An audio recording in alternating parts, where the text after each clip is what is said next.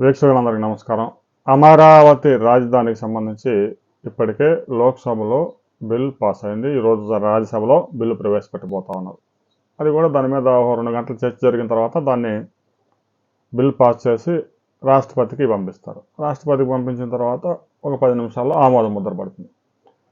అయితే అమరావతి రాజధాని విషయంలో అమరావతిని 3 ముక్కలు చేసిన తుగ్లక్ ప్రెస్ మీట్ పెట్టి 2.5 గంటల పైగా రాజధాని గురించే మాట్లాడి, చట్టాలు ఏమైనా కొత్త, ఒక చట్టం చేస్తే దాన్ని సవరించుకునే హక్కు మనకు లేదా అంటూ వివాదాస్పద వ్యాఖ్యలు చేయడంతో పాటు మావిగన్ అనే కొత్త రాజధానిని నిర్మించాడు. గతంలో అధికారంలో ఉన్నప్పుడు అధికారంలోకి వచ్చిన 3 నెలలకే అమరావతి రాజధానిని 3 ముక్కలు చేసి అమరావతిలో చట్టసభలని, విశాఖపట్నంలో కార్యాలయాలని, కర్నూలులో న్యాయ రాజధాని చెప్పి 3 ముక్కలు చేసి అమరావతి రాజధాని రైతుల నోట్లో మట్టి కొట్టడంతో పాటు కేసీఆర్తో కుమ్మక్కై అమరావతికి అసలు రాజధాని లేకుండా చేశాడు. ఇక తాజాగా మచిలీపట్నంలో మా, విజయవాడలో వి, గుంటూరులో గు తీసుకొని మావిగన్ అనే రాజధానిని నిర్మించాడు. ఇప్పుడు మరలా మూడే. అంటే మేము అధికారంలోకి వస్తే అమరావతి రాజధాని ఉండదు అనేది స్పష్టంగా చెప్పకనే చెబుతూ ఉన్నారు. చంద్రబాబు నాయుడు 34,000 ఎకరాల ప్రపంచ రాజధాని నిర్మిస్తానని చెప్పి మరలా భూసేకరణ చేస్తూ ఉన్నాడు. దీన్ని మేము వ్యతిరేకిస్తున్నాం అంటాడు. అమరావతిలో రాజధాని ఉండడమే వైసీపీ అధినేతకు ఇష్టం లేదు. ఆ పార్టీలో కొంతమంది బయటికి మాట్లాడలేకపోయినా అమరావతిని రాజధానిగా కొనసాగించాలన్నారు.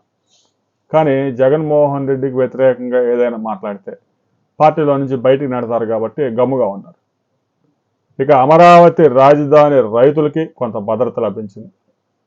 ఒకవేళ రాష్ట్రంలో అధికారం మారిన తర్వాత వైసీపీ ఒకవేళ అధికారంలోకి వచ్చినా అందుకు కేంద్రంలో అనుకూలమైన పార్టీ ఉండాలి. వీరి మద్దతు ఉంటేనే నడిచే పార్టీ కేంద్రంలో ఉంటేనే చట్టాన్ని సవరించడానికి సాధ్యం అవుతుంది. అలాంటి పరిస్థితులు చాలా అరుదుగా లభిస్తాయి. జగన్మోహన్ రెడ్డి చెప్పగానే చెప్పారు, అమరావతి రాజధాని అయితే మేము ఉంచాం, అమరావతిలోని 1,00,000 కోట్ల రూపాయలు ఖర్చు చేస్తే ప్రజల సంక్షేమం ఏం కావాలి, బటన్లు ఎవరు నొక్కాలి అంటూ ప్రశ్నిస్తాను. అమరావతి రాజధాని నిర్మాణానికి తీసుకొచ్చే ఏ ఒక్క రూపాయి కూడా బడ్జెట్కు సంబంధించింది కాదు అనే విషయాన్ని గుర్తుపెట్టుకోవాలి. అమరావతి రాజధానికి ఆ నిధులు తీసుకురాపోయినా కూడా ఆ సంక్షేమాన్ని తరలించడానికి సాధ్యం కాదు.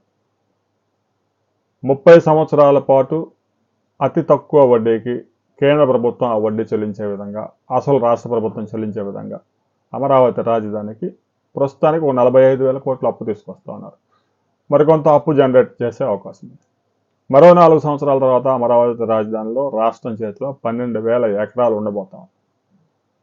అందులో 1,000 ఎకరాలు అమ్మినా కూడా దాదాపుగా 50,000 కోట్లు వచ్చే అవకాశం ఉంది. ఆ విధంగా అమరావతి రాజధాని మీద చేసిన అప్పులు రాబోయే 10 సంవత్సరాల్లోనే తీర్చడానికి రాష్ట్ర ప్రభుత్వం ప్రణాళికలు సిద్ధం చేసింది.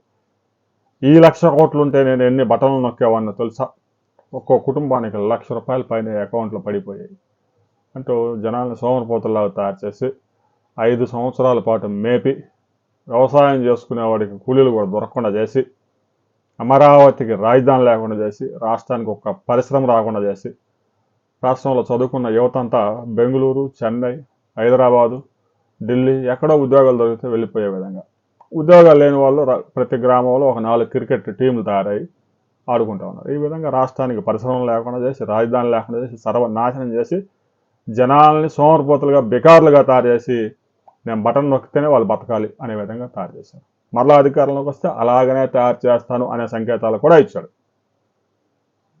జగన్మోహన్ రెడ్డి మరోసారి అధికారంలోకి పొరపాటున వస్తే అమరావతి రాజధానిని ఉంచుతాడా? మీకు నమ్మకం ఉందా? మీ అభిప్రాయాలు కూడా కామెంట్ చేయండి.